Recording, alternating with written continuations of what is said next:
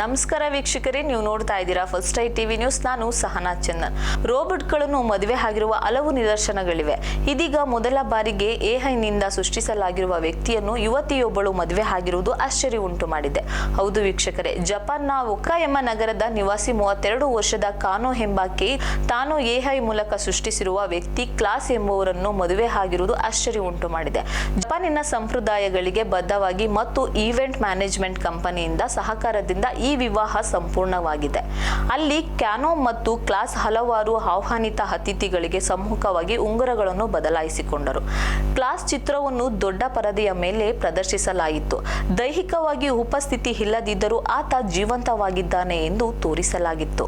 Canoe ಕೆಲವು ಸಮಯದಿಂದ ಮಾನಸಿಕವಾಗಿ ಕುಗ್ಗಿ ಹೋಗಿದ್ದಳು. ಈ ಸಮಯದಲ್ಲಿ ಎಐ ಸ್ನೇಹಿತನನ್ನು ಮೊದಲು ಕಂಡುಕೊಂಡಳು.